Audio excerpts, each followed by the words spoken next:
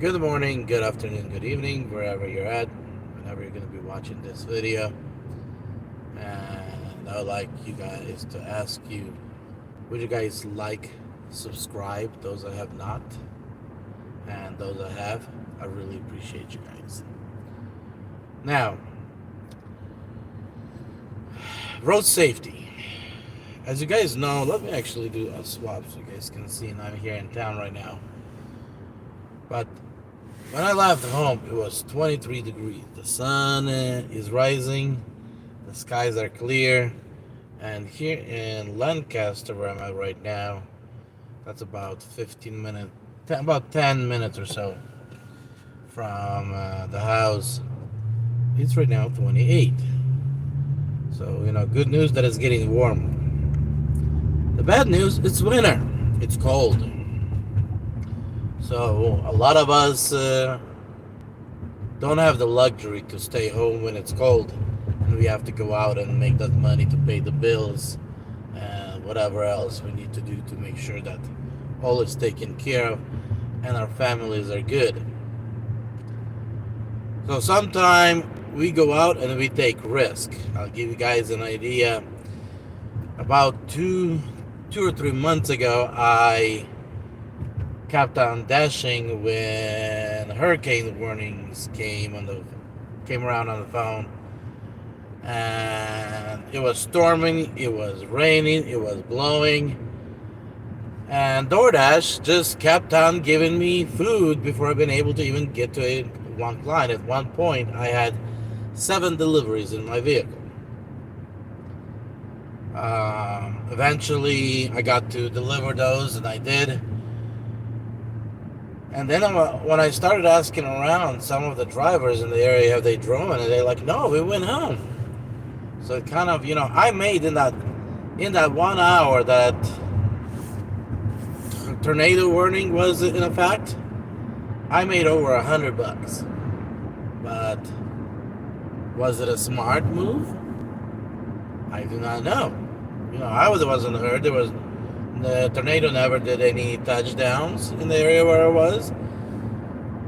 I had some, winds and heavy rainpours. But sometimes we make crazy decisions. And when we do make those crazy decisions, especially during the winter, it can cost us quite a bit. Like for me, I don't carry full coverage. The car is from 2010. It still has probably book value of $7,000. But last time I've been in an accident, they didn't fix my car right, and they put me in the most shittiest rental that probably existed at the time. Plus, I got stuck 8 hours away from home because that's where the semi-truck hit me. So it wasn't been the best experience. I lost time from doing any business. The first 3 days I wasn't even sure where I'm at, because there was damage in the neck area as well. This was out of place, so it was pinching a few things.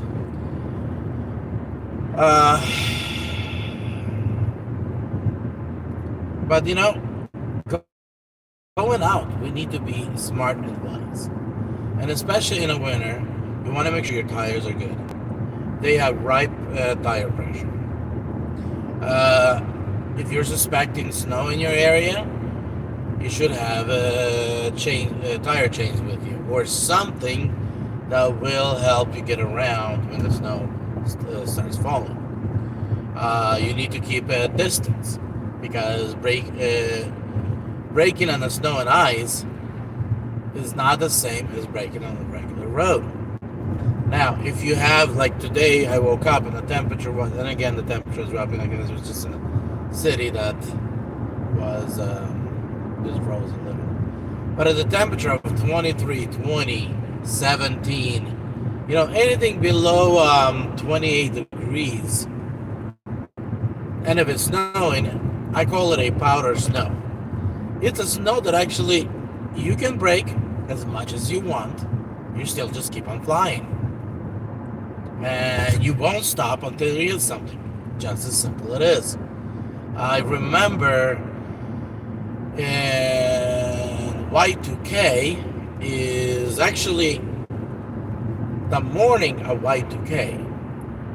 We left Montana. We backed up a 28-foot rider. Dad was driving the truck rental because we were moving from Montana to Boise, and I don't know why my parents. I guess the rent ended there on the 31st of December, and we couldn't move into the place we were moving in until the 1st. So we ended up being in the morning of the 1st of the Y2K on the road.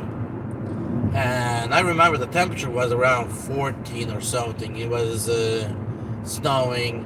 When we left the house, there was probably, I don't know, just an inch of snow. By the time we got down from Columbia Falls into Kalispell, which was, I want to say, 12 miles, 11 miles distance, there was probably about 4 or 5 inches of snow. But this snow was the powder one. That's the one that doesn't stick to nothing. It just like layers on each other.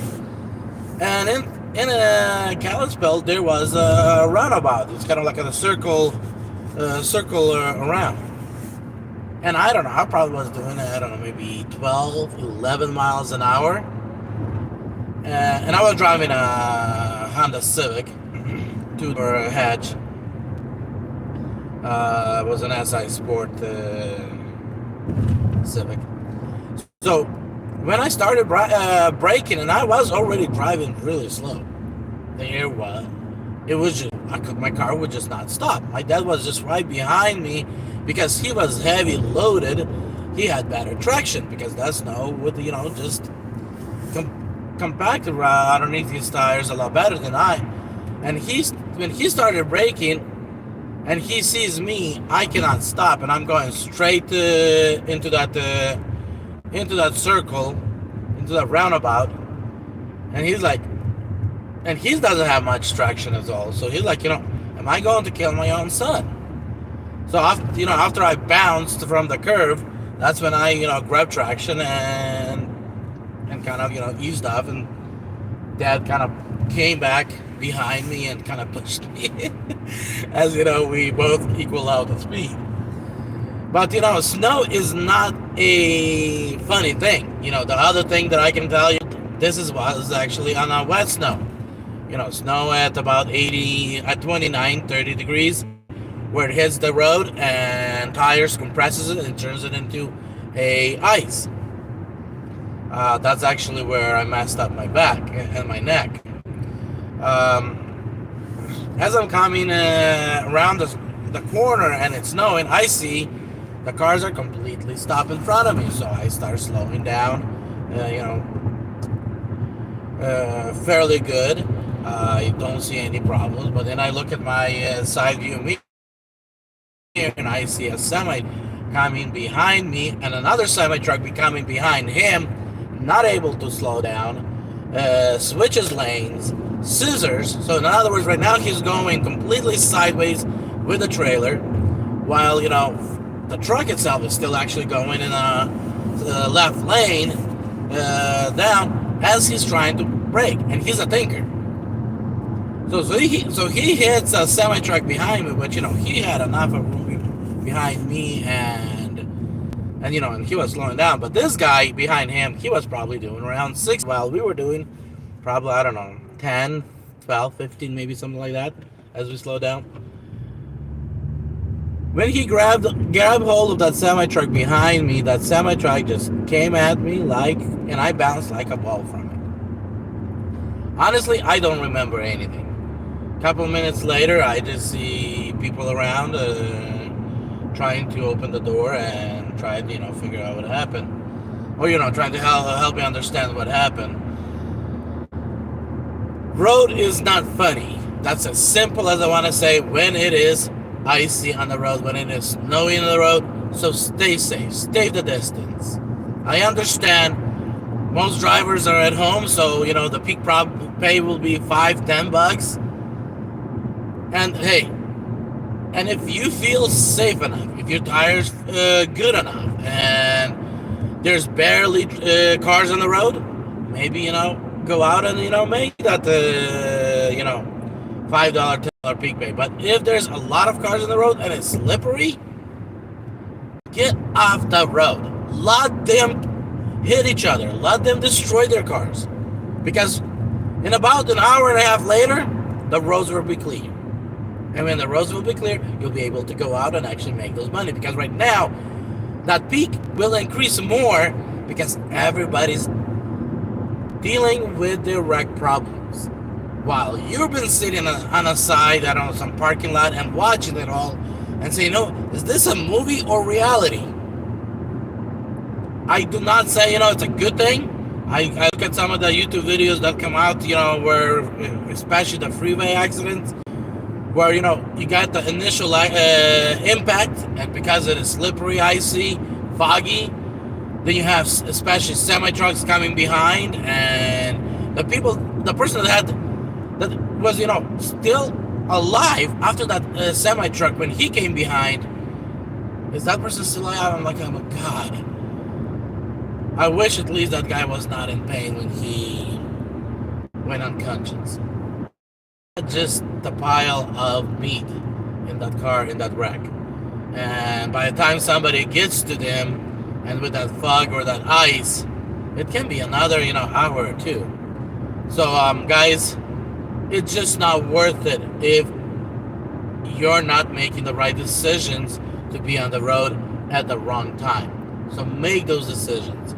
Hey, have a blanket in the car if you're traveling outside of a place where a lot of people live. So, because if you live, inside of the city limits where, heavy populated, you can go knock on doors and somebody will let you in to get warm. But if you're driving in a rural area, so you're driving, in the middle of nowhere, make sure you have everything you need to stay warm. If your car, for whatever reason, not able to start and not able to keep you warm, make sure you have a little extra gas in the trunk. So, if you're running low on gas and you got stuck somewhere, you can actually, fill up and keep on staying yourself warm. Now, if you have a non-hybrid vehicle, do not fall asleep in your vehicle with engine running. Now, if you do have a hybrid vehicle, like especially a Prius, which that's what I own for the last actually more than 10 years, they are kind of nice. You can turn on the heat, they'll kind of warm up the engine, they'll go out, they'll warm up the engine again, they'll go out. So even if you do fall asleep, as long as you have the blower on high, it will constantly replace your air. And even if it pumps a little bit of the carbon monoxide in the vehicle, when that engine goes out, it will start blowing, that clean air again. So a little bit more safer. Have a crack of window open if you're planning on falling asleep with an engine, with a Prius running. Man, jeez, look at that fog in front of me. I'm going to switch. You guys can actually see what's happening in front of me. Look at that. That's fog. And it's just thick as it can get. So, if you look at the right side, sunny. But then look at that, how fog is just building up. Maybe not too bad. Guys, sorry for driving and telling you guys not to do things that I'm doing. So guys, yeah, but that's the weather. And in a fog, one of the other things I want to tell you, in a fog, when it's cold, the road will be somewhat slippery. Depends on the thickness of the fog and how heavy the fog is. The heavier the fog is, the more it will fall on the road, especially bridges, the more slippery it's going to be. So even if you look like everything's fine in the fog zones, be careful. And I'm switching back. So yes, guys, be safe out there. You can go on YouTube, you can go on Google, get the list of stuff you need, salt and sand and all that stuff. Honestly, I never carried none of that stuff. But I do have a couple blankets for DoorDash, which I'll use it for myself if I need to, because I do travel in between Lexington and home, which is about 45 miles spin, which takes me about an hour. So yeah, you want it, and since new, so they still have a lot of life. They're all seasonal tires. I tried getting a studded tire for the winter, but I found out that in Kentucky or the eastern United States, where they use salt on the road, they don't sell studded tires. So yeah, if you live in an area where studded tire is a thing, might be a good thing to have it, especially if you live like Montana or some of those places, North Dakota, South Dakota. Studded tires is a thing down there. Out here, it's nothing. I would have to special order to get studded tires here, and I'm not sure if they're even legal because of that they don't sell them here. So, use just common sense when you're on the road. That's about all I can say. Now, let's switch over to my personal life. Oh, jeez. I'll be straightforward and honest, guys. I am not one of those people that like to share about my personal life, especially on the web. Maybe,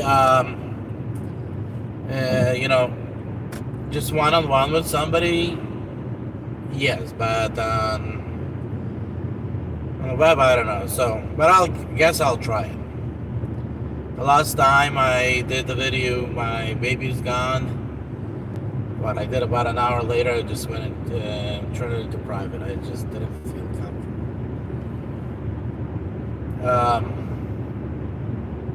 My wife, still to be, I guess, because we're not divorced. She got up, and a little bit over about a month and a half ago, she tells me a surprise. Oh, I bought tickets. I'm going to see the family. I'm taking Crystal. I'm probably not coming back. But when you resolve the situation with the income and job, you can get the Crystal. You can come and pick up the Crystal. But I do need your help to get to the airport. So, a little bit over a month ago, I took them to the airport. And guys, our marriage has not been good. Yes, we've been married for 10 years. But in those 10 years, things has not been good. So, I don't know, she's... when there's no marital problems and stuff, somebody gets up or somebody dies, you cry, you miss them, you go crazy. But when, they threw so much of salt at the wounds that she actually created, it becomes, at some point, might actually feel relieved. And then, financial situation, that was just another thing that I don't even touch it right now. So, took him to the airport. She got to Idaho. A couple days later, I'm talking to her and I'm like, hey, how do you want to proceed with this? You're going to be coming back. You're not going to be coming back. When can I pick the Crystal up? And she's like, you're not getting Crystal. I lied. I just needed you to take us to the airport so I have evidence that you let us go and you had no resistance when I was taking the child. So if you came down later on and said I stole the child, I would have proved that you willingly actually brought us to the airport. So that's, when I realized that I've been played. And, this is just one example out of many things that she was doing. So, yeah. Recently, I've been talking to my daughter. We try to talk to her as much as I can, and she says, "Oh, Mama said, she cries. She wants me, see me and stuff." So, she's like, "Mama says that I can go to Idaho and be with you." So I called Svetlana. I'm like, "Hey, uh, you're saying so? I can have my mom, fly with her here, and help me out while I'm figuring things out to not drive." In other words, a job that I can actually, be with the child and drive and be safe, and child be safe. She's only 8, 9. Actually, turning 9 on the 30th of this month. And she's like, "Nope, I'm not giving you the child." So, this is kind of, this. She's telling the kid, go to your daddy, but at the same time, and she's not one of those women that, is mothery.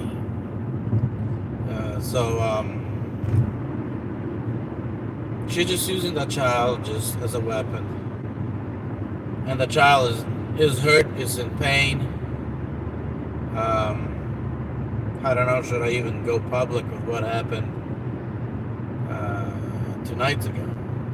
Just the one problem is nobody thought of an idea of actually getting it recorded. What actually happened? She just threw a fit, according again to my daughter and my parents, when she stayed at my parents' place. Brought my daughter or granddaughter to my parents because they can't, see her. She just threw a fit and said to the child, "I do not need you. I do not want," just stuff like that, and just left. So, I don't know, guys. The child cried all day, all evening long, all night. Oh, she just fell asleep eventually.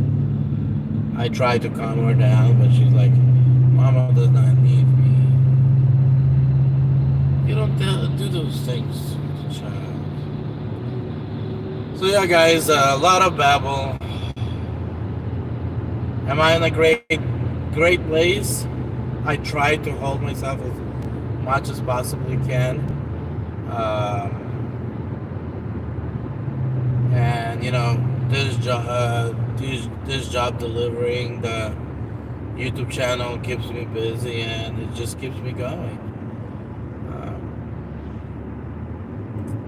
How it's going to end, I have no clue. It's going to end with a divorce.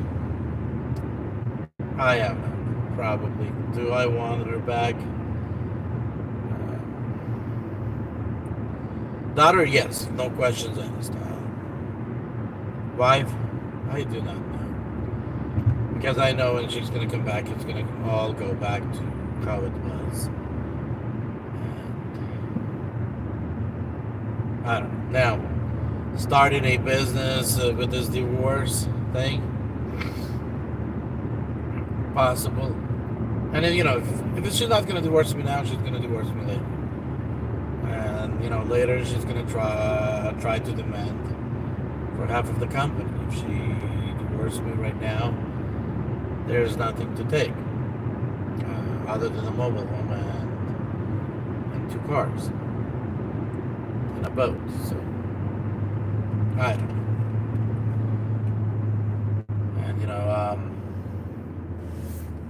And a lot of you that understand the divorce, understand the system here in America, you'll say, yeah, get divorced before you start another business, and it's a smart advice, and I am looking at that, but I'm also looking at how is the child going to live without a mother? Because I can provide the fatherhood to the child, but how can I provide a motherhood to the child? if I'm going to have a child, I'm not gonna have time for dating and looking for somebody and finding that somebody for the child. I'll try to support the child and be there for her as much as I can. So, life is different. But then again, if I do this, I'll have a reason to build a business that actually will succeed, be successful, and where I can actually have that more freedom for the child. So, guys, that's just my reality. Be safe, be wise, be smart. And when the hardships come around, remember you're not the only one. There's other people going through hardship or they've been through the hardship. Maybe, try to see if you can talk to the people. Maybe they can say a word of wisdom or a word of comfort. Something that will help you get get over that pain, that hardship. So, guys, be blessed. And I'll be having a video later on tonight. I'll try to see if I can make those videos around 6:30. Hit YouTube of ride-alongs or the dash-alongs that I create. And be blessed.